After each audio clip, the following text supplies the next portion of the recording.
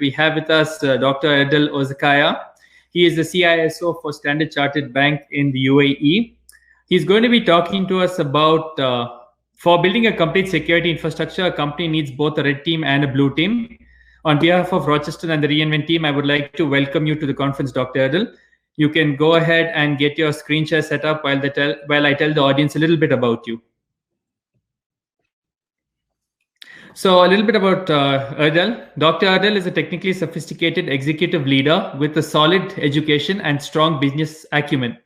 Over the course of his progressive career, he has developed a keen aptitude for facilitating integration of standard operating procedures that ensures optimal functionality of all technical functions and systems. Being a proactive communicator, trusted partner, and skilled analyst, he is highly adept at building dynamic teams that work together to expedite operational goals, priorities, and objectives. As a result, he is poised to conduct reviews and investigations with prompt efficiency and provide thorough and informative reports to both internal and external stakeholders. He is passionate about reaching out to communities, creating cyber-aware campaigns, leveraging new and innovative approaches and technologies to holistically address the information security and privacy needs for every person and organization in the world. Dr. Erdal has authored many cybersecurity books as well as security certification courseware and exams for different vendors. That's an impressive resume, Dr. Erdal. With that, I hand the stage over to you. Over to you. Thank you very much. Can you see my screen? Yes, I can see your screen. Perfect. Thank you again for the introduction. Okay, let's talk about a very important aspect. Like, I'm pretty sure most of you heard a lot about red teaming, blue teaming. What is it? What is it not? Do you really need it? Any other colors there? How can those teams help me, for example, as CISO or any organization as CISO? Today, we are going to touch into these points. Again, you had the introduction. You know who I am by now, what I do. Thank you very much. This is it for the people, they want to be in touch with me. If you have Twitter, LinkedIn, blog, Instagram, or YouTube, you can find me everywhere. The surprise for today is, if you tweet about this session and follow us, me and Rocheston, I'm going to give you free ebook of your choice. So the first book, Incident Response and the Age of the Cloud, is still not out. Hopefully it's been scheduled to be mid-February out, but the rest of the books are available. So all what you have to do is tweet the most retweeted 5 liked or retweeted 5 tweet Twitter will gonna win a book. So a book which costs like $35–40 in Amazon or in Pack. All right, I think this is a nice surprise. All what you have to do is follow us in Twitter. All right, why do we need those color teams?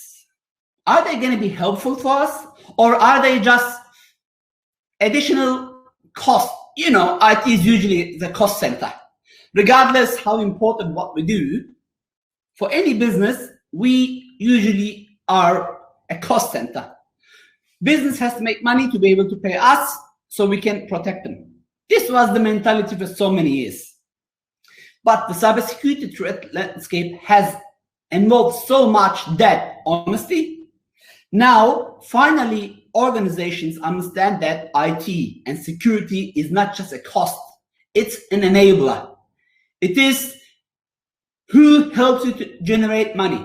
For example, us. I mean, I'm not here to talk about Standard Chartered Bank, but, you know, we are a bank, right? I work for a bank, or you can get another bank you like. Think about them. So if you shut down technology, what kind of banking can you do?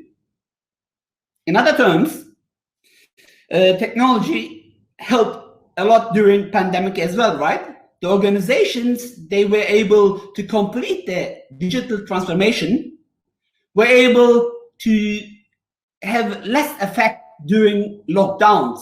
You could just get your device, work from home. Where some organizations, they did not do that, had big challenges. So why I'm telling you all this? Because we all dream about a secure infrastructure. We want our devices, you name it. This could be anything and everything, to be secure. regardless where it is, in my data center, in the cloud, in a mobile device, in a PC, in a Mac, in a Linux, I really don't care. All what I care is how can my data or my customer's data be secure? What do you need to do? Of course, I'm not going to the basics of you have to have defense and depth strategy. You have to have a CISO who understands business and, of course, cybersecurity. No. Today, I'm going to talk about more the aspect of why do we need penetration testing? Why do we need continuously testing internally, not just externally? Let me start with a different example. We all dream to buy a car, unless you have a car. If you're lucky enough, if you can afford it, you can buy a brand new car, then your job is a bit easier. But somehow, I think we all bought a second-hand car. Or okay, at the moment I'm driving, for example, a Mercedes-Benz AMG, but my very first car was a Toyota Camry in 200,000 kilometers, and it was like 15 years old car. That's how I started until I was able to work my way up and buy a brand new Mercedes-Benz AMG. But when I bought that car, you know, honestly, I'm an IT guy, a security professional. Especially back then, I had a very limited income and I had no clue of cars. What I did is I went, you know, to advertisement, to an app, find out, I mean, back then, what app? It was a newspaper. In the newspaper, I found the car I want. I went, I liked the car, honestly. But I liked the car in the look, but, you know, 200K car. I was not sure what was changed. I was not sure if the car would take me for, you know, good enough time because I was putting, back then, a big amount of my money as investment to the car. What I did is I invested $300-400 and I called the mechanic who checked the car for me. He gave me the assurance the car is good enough and it should not give me major problems. Honestly, I did drive the car for multiple years after that before I sold it. So why did I give you this example? I didn't know what to do. I called someone who understands.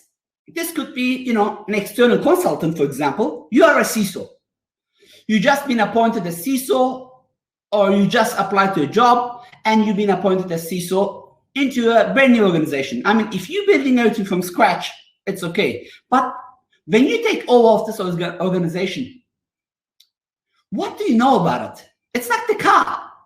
Yes, you understand security, but, you know, to have a proper security, you have to understand everything end to end. You have to know your assets. You have to know your people. You have to know the weaknesses, the gaps, the vulnerabilities. You have to know, you have to understand the business as well. Back to my banking example. Remember, I mean, if you ask me, any bank in the world is a technology company.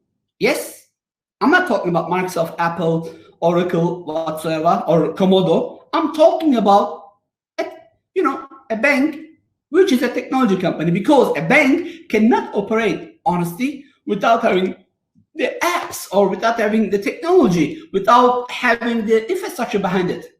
So what I did is, what I would suggest you do is build teams that help you ongoingly tells what's happening. Like the car example I gave.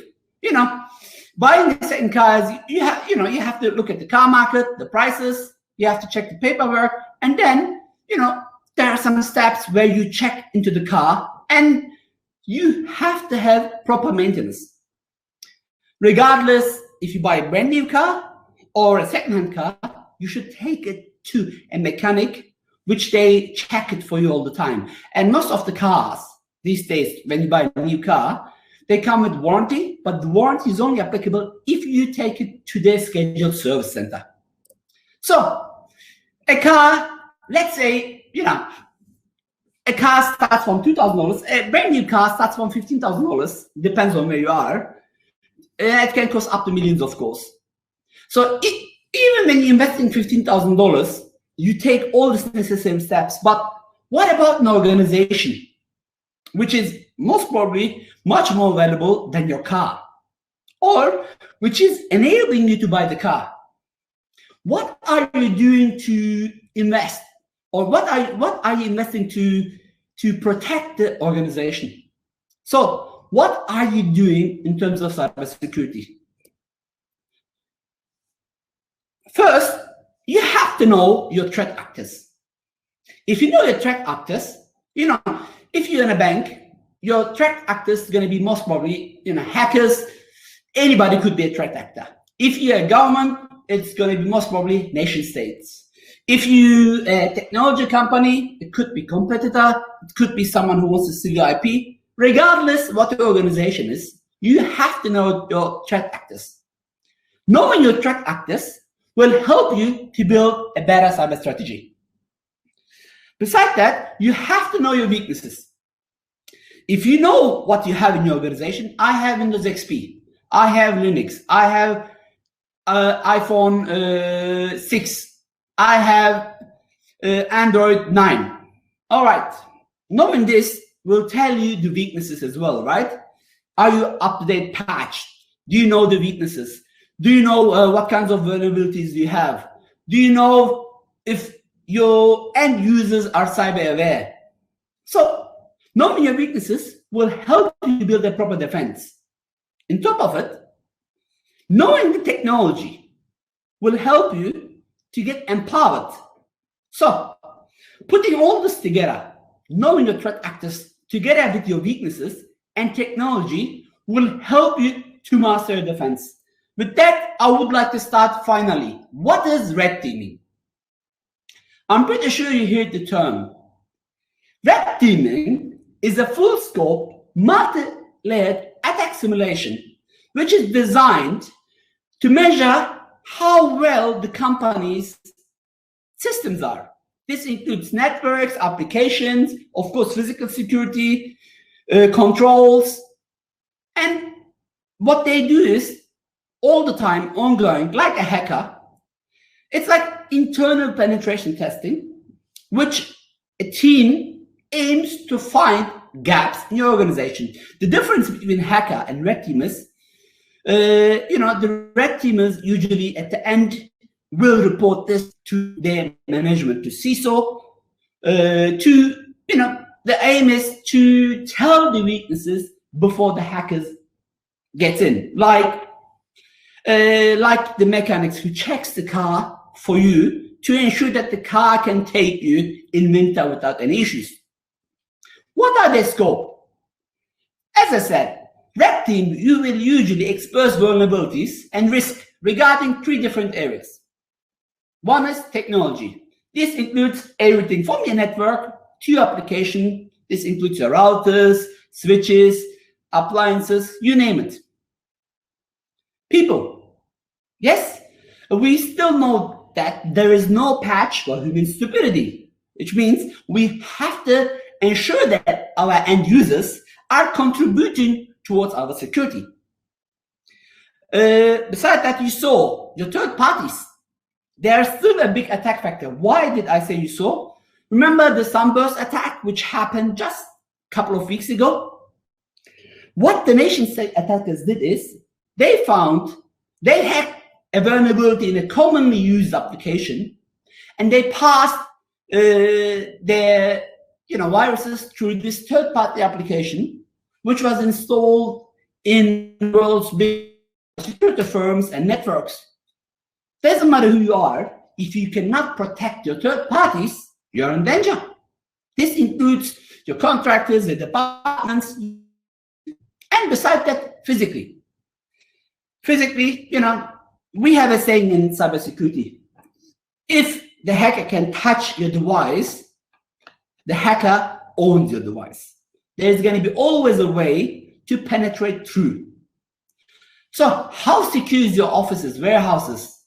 Because you have most probably a printer, documents, and sensitive information somewhere in the office. So the red teaming is there to give you offensive security. They are opposite to blue team, which we're going to talk shortly about it. And of course, they evade protection and detection capabilities. to simulate real-world attacks without harming you. They will help you, red team will help you on not just finding holes in your defense, but continuously to give the analogy and, of course, a playbook to improve defense in the future. As CISO, this is one of your most important tasks. Like your car, you know, a driver would know you have to check the heat of the engine, you have to check your speed if you're not going to get fired, you have to see if if everything in your dashboard is okay to drive. If you get signs which says check your engine oil or you're running out of fuel, if you ignore it, probably you're going to be out of your engine or out of your fuel. Common red team strategies could be external threat strategies. These are usually, red teamers, they work from an external location as well. They basically try to simulate the attack from an external site. Like an attacker, right? They are usually an external site. Then there are also some internal testing strategies. Can you imagine a contractor coming in and doing some bad activities? Or think about Edward Snowden. I mean, I'm not saying he did something bad or good. It all depends, but he was a contractor working for an agency who took information out and shared with the public. Then there is also, you have to also know your internal testing as well. Then your blind testing strategy. This basically, the application team is developing a brand new application. That's the only thing which you know, or you find out through your red team strategies, and you blindly try to gain access to it. Or a targeted testing strategy. A targeted testing strategy is, let's say you just moved to a cloud infrastructure and you want to ensure that the cloud team did everything correctly. If you want to learn more about this, I wrote a huge book about that. You can just purchase or tweet about the session, follow me in Twitter, and as I said, 5 minutes is gonna win the book. So keep in mind, the best offense, in my opinion, is usually a good defense. So what is then blue team? Let's talk a little bit about blue team. Blue team is like a red team that also has access to your network, who is responsible to secure. The only difference is while the red team is doing these activities, blue teams are there to assess the network security, identify any possible vulnerability, and stop the red teams. Because remember, red team is there, yes, but red team's aim is to gain access to your sensitive data, not destroy it, and then say, hey, you know what? This is what it is. You have a weakness. And as blue team, you have to show you don't have any weaknesses. In summary, blue teams are there to find ways to defend and change or regroup defense mechanism to give you much stronger incident response. Their scope is usually defense and security, which is opposite to red team, right? Their scope is to protect your organization. The blue team, the good blue team will have proper threat hunting or intelligence. They know how to do malware analysis, digital forensics.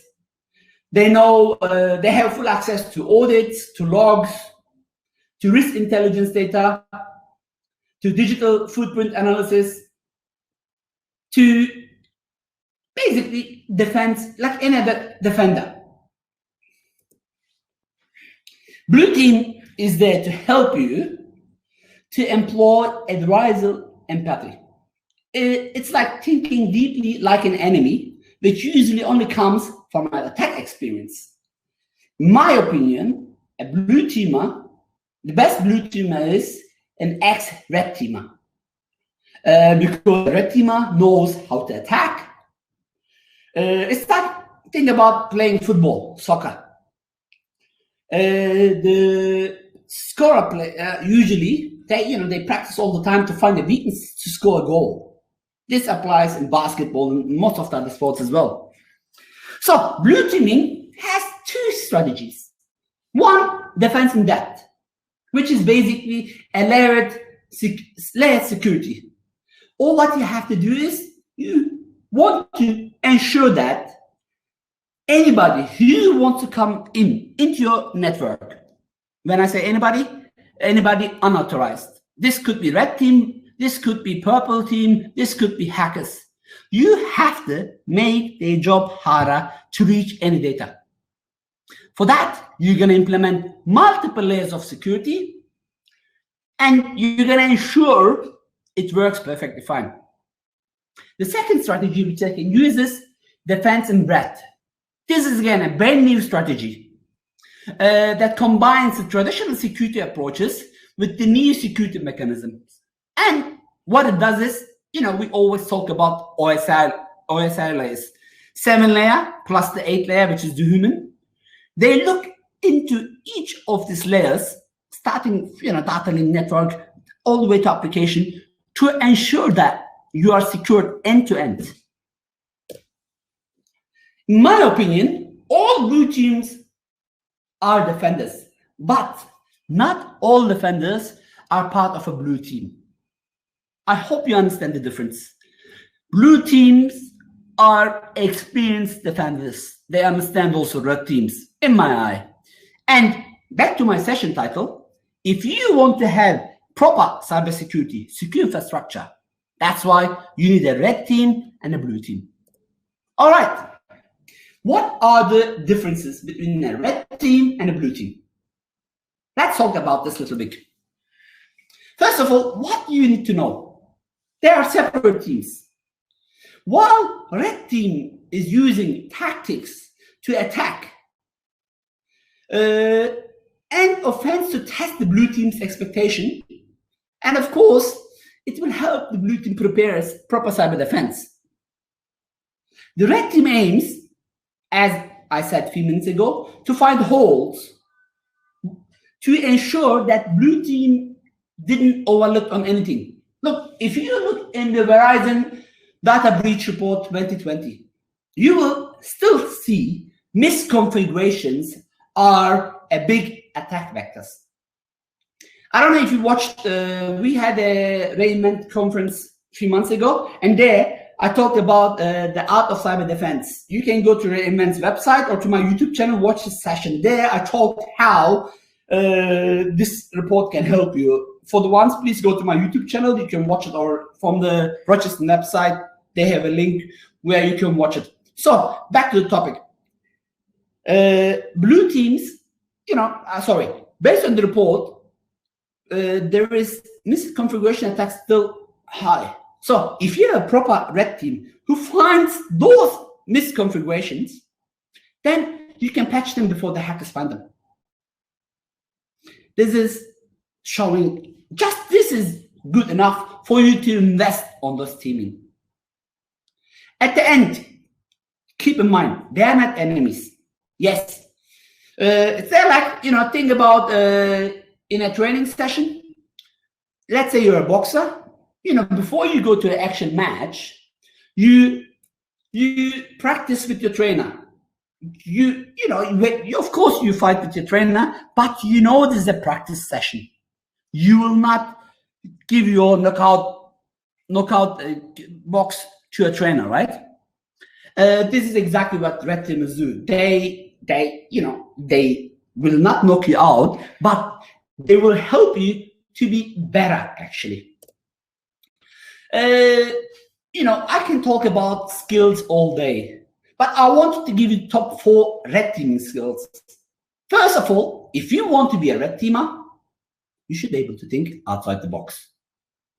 You should know your assets. When I say assets, I really don't care which operating system you use, which cloud provider you use.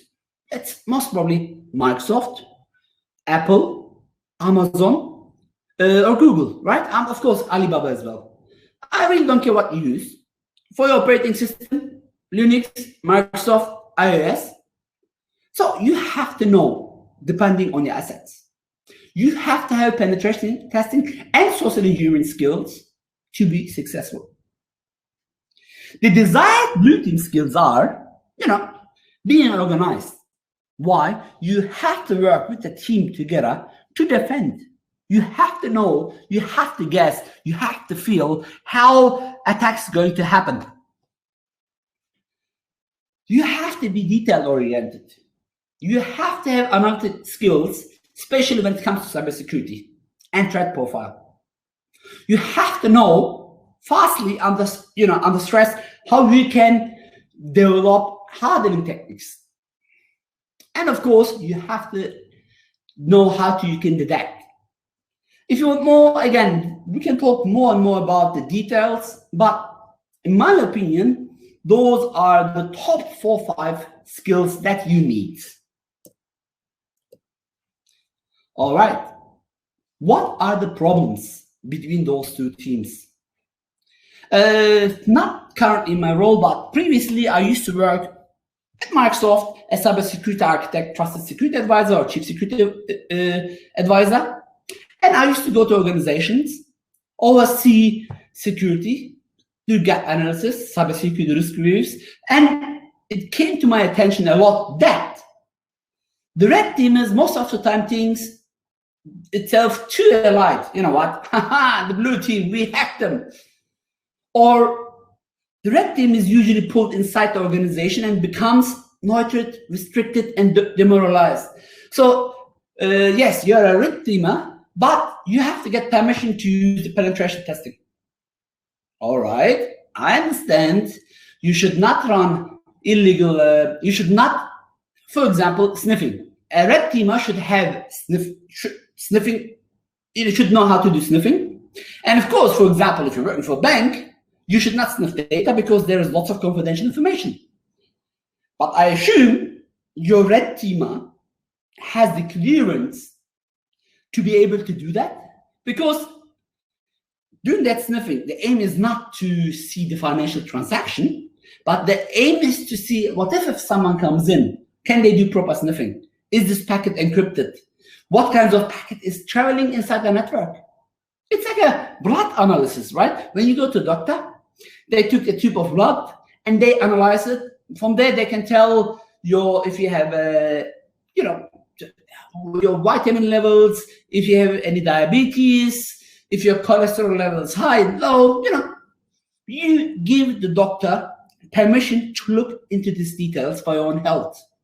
In my opinion, that's also red teamers. But unfortunately, in some organizations, red teamers are just penetration testers.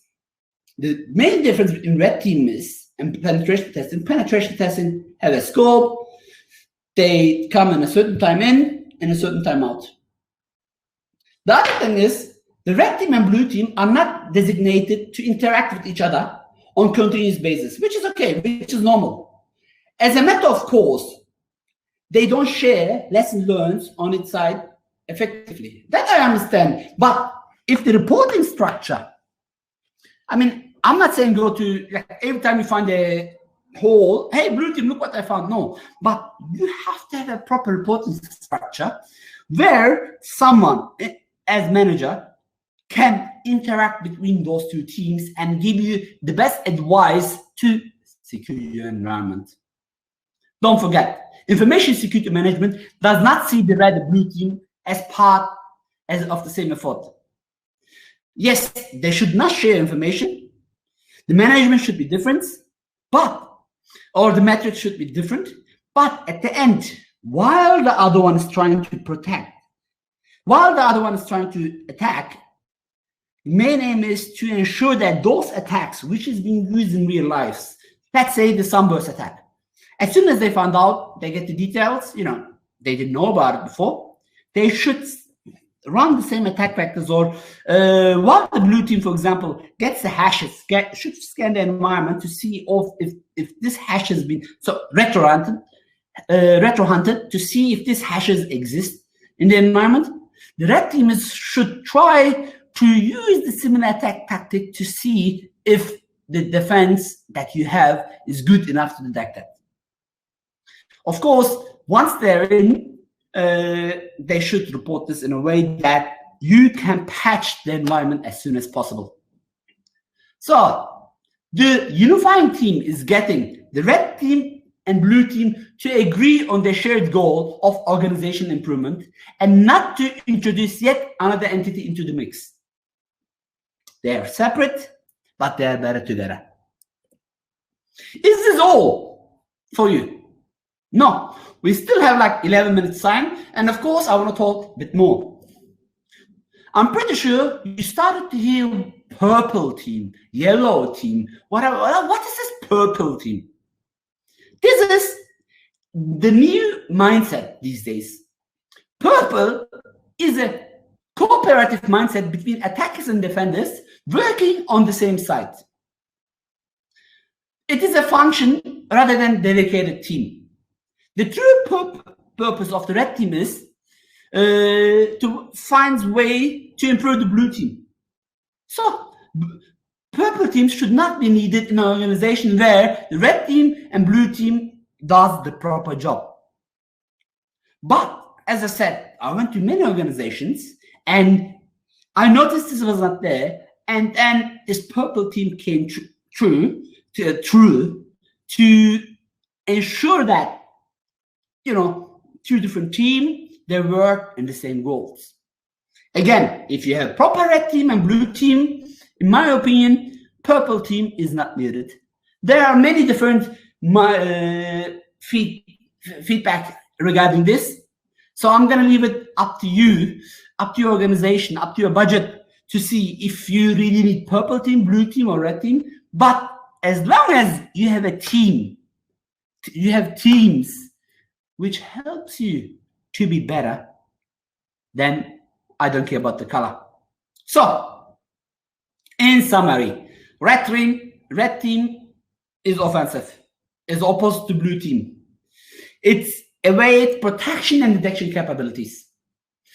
It will try to do what hackers do: compromise credentials, damage memories, do unharmed DDoS attacks, laterally accurate systems, where the blue team will do the opposite to the red team. They're going to try to stop you, protect the systems, hunt your tactics.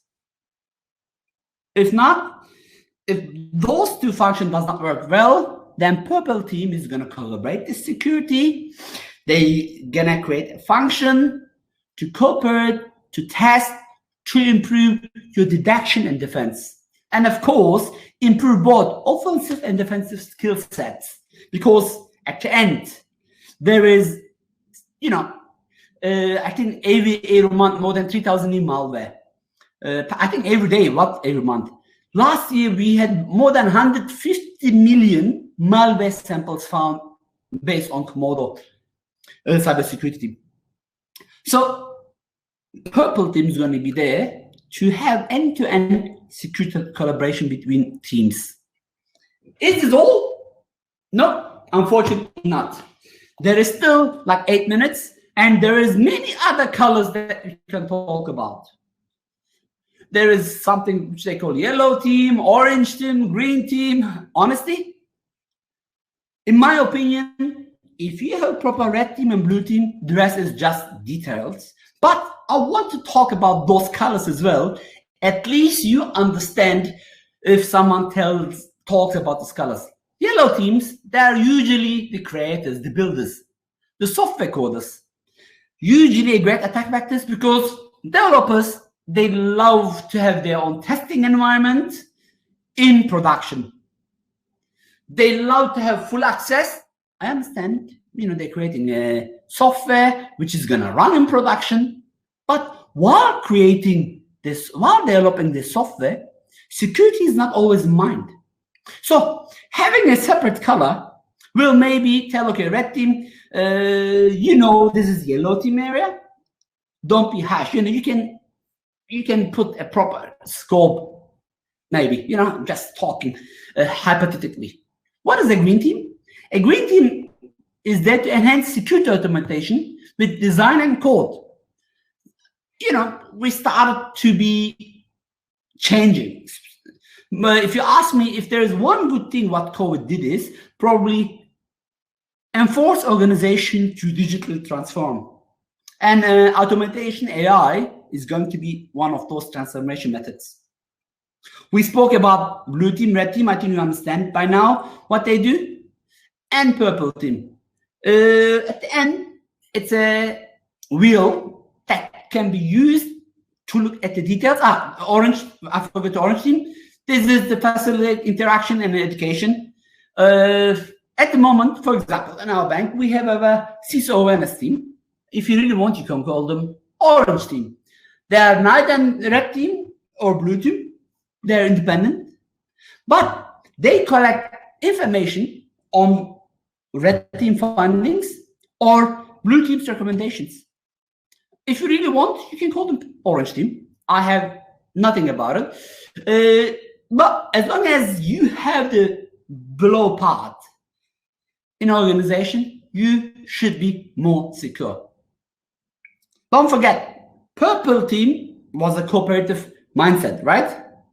And it is a function. Honestly, this is, if you look into the triangle, you know, this is a security triangle. So whatever you do, your security should not break the ease of use, the functionality, and the control. So you have to have something secure, but also easy enough for end user to use and functional to developers not to find ways to bypass the security, which is another issue I found in lots of organizations. I went to an organization, they spend hundreds and thousands of dollars into a consulting firm, build zero trust. Right. They have a proper zero trust environment. Then I noticed they have another server which bypasses zero trust environment, which they put it as a trusted zone, which is not really secured as much as the zero trust environment, because let's say one of the application is not working. So instead having proper security policy there, they find a way to bypass the security, which really breaks the security triangle. So the pyramid should help you to build, attack, and defend. And we call this the bad pyramid. Blue, remember, is to defend. Red is the attack. Purple is to collaborate. Where orange will help you to build changes based on the attacker knowledge, training, education. Green, build changes based on defender knowledge. In summary, I'm in the last 3 minutes. 10-2. I'm pretty sure if you watched ever my sessions, you know I talk about this guy a lot, and I highly recommend you to download, to buy the book, download the book as an ebook. Says, if you know yourself, but not the enemy, then for every victory you gain, you will also suffer. You will also suffer a defeat. If you know neither the enemy or yourself, you will succumb in every battle. If you know the enemy and yourself, you need not to fear the result of any battles. Because at the end, you know yourself, you know the weakness of the enemy, you know where you're going to attack, and as a result, you're going to have proper cybersecurity. I highly recommend. I don't care what color you call yourself. As long as you think like a hacker, you should be able to build a proper cyber defense system. One career advice for the people that want to get on cybersecurity.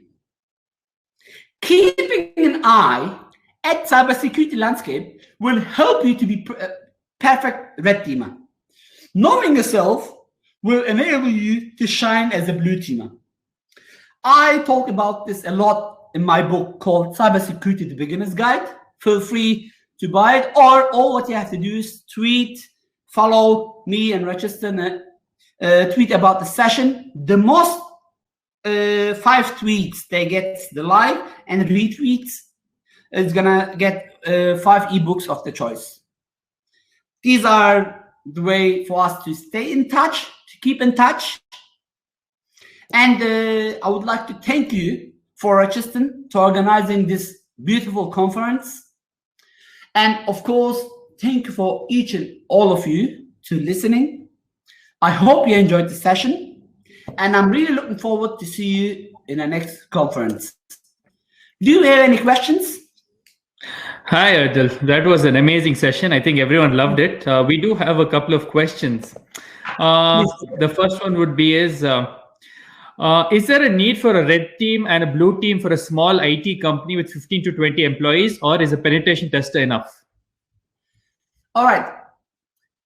In my opinion, red, maybe you will, here we go. This is purple team can be really good here. You might have not 2 separate teams, regardless how small your organization is. You need someone to always, which is about, in my opinion, a CISO should not report to CIO. Why? Because CIO is responsible of technology, and CIO will work with business to ensure that the technology is being developed. If the CISO reports to the CIO, this could create some issues. Like, hey, there is a vulnerability, we need to patch. Yeah, but this is important. Let's accept the risk. Back to the question. Penetration testing will be also, that's my timer, saying 40 minutes is over. Penetration testing is probably also needed to test, to see your red team's capabilities. I think they should not be mixed. And yes, I believe having at least a purple team for any organization, if they can afford it, is a must. If not, they can use outsourced services, of course. Okay. The next question is, can you enlighten us on job opportunities for a beginner pen tester? And how challenging is it going to be for a beginner? All right. Beginner. Look, every organization needs somehow beginners, because it's really hard to, it's not cheap to employ experienced pen tester. But I saw people, they call themselves penetration testing gurus. They come only with Kali Linux, they run Redis scripts, and they think they're doing penetration testing. So it's really how you invest into yourself. Look, no, as I said, my first car, first I rented bus. I used to walk miles. I used to change a bus in Sydney, Australia. Walk 1 mile, get into a train, then to a bus to arrive at my work. Then I bought a 200,000 kilometers car. Then I bought a 100,000 kilometer car. Then I bought a 0 kilometers car. So the more experience I gained, the better I became. I would highly recommend. You might be a junior. Go look. Happened to me when I was born, grew up in Germany. Then I moved to Australia after I get married to my wife, because she didn't want to move to Germany. My English was not perfect, and when I started to go to organizations and give totally free IT support, totally free. My friends used to make fun of me. I was married. My wife was getting more money than I do. And they were, saying, hey, at least go work in McDonald's, you'll get no money. But I prefer to work for free those days to gain the experience. If you look today, I am sitting in a region, in a global bank as a regional CISO, responsible of multiple countries, responsible of thousands of systems, where my friends, they were making fun of me. Yeah, some of them became managers. Some of them really became good on what they do. But, I'm not trying to say I'm better, they're worse. No, I'm trying to say is the more you work, the more you spend, the better you become. I hope this answered the question. Thank you for that. Talking about how experience is key, and always focus on the experience instead of money initially, and it will take you wherever you need to go. The last question is, now a lot of networks were focused on basically keeping outside actors from getting into your network. Now with COVID, the entire landscape has changed, and you have people working from home. So you will need people to be able to connect to your network from all around the world and all different locations. It's no longer a centralized protected environment. Now, how do you go about conducting penetration testing for a more open environment such as that? Actually, I talk about this in the session. Remember, there is the red team, there is 4 scopes. Inside, outside, blind. Honestly, in my opinion, look, yes, for example, I had to go to my regional office, swipe my security card, go into the building, swipe the security card, go to my level, swipe the security card, go to my floor, turn on my computer, and connect to my corporate network. At the moment, I'm working from home. I don't have to swipe too many cards, but as soon as I log into my system, excuse me, as soon as I log into my system, no problem, I use username and password with MFA. Then I have VPN, which enables corporate VPN, which enables me to connect to my corporate network, which I require a different set of multi-factor authentication. And then I am in my corporate network. So the VPN is there to protect end-to-end. Yes, I'm fully aware there's lots of VPN attacks and this and that.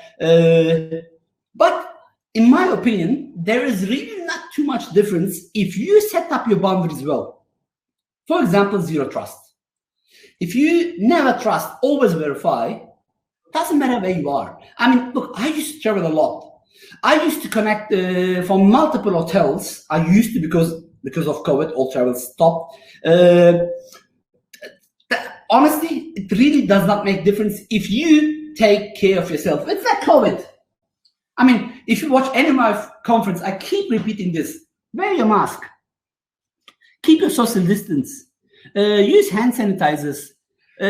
Try to care about others as well as yourself. Will make the COVID safe. Same thing applies to cybersecurity. Okay, thank you for that answer, Erdal. I think we are out of time, so I'm going to have to bring in our next speaker. On behalf of Rocheston and the Reinvent team, thank you so much for participating in this conference. We always look forward to hearing your thoughts, and we're also always excited to have you on board for our next conference as well. Any questions, you can continue interacting with the audience on the event stage in the chat box. And everyone, please do reach out to Erdal. He's given you his contact details on LinkedIn, Instagram, Twitter. And feel free to reach out to him at any time, and he'll be happy to guide you and mentor you for whatever questions you might have. With that, thank you so much, Erdal. Have a good day. Stay safe. Bye-bye.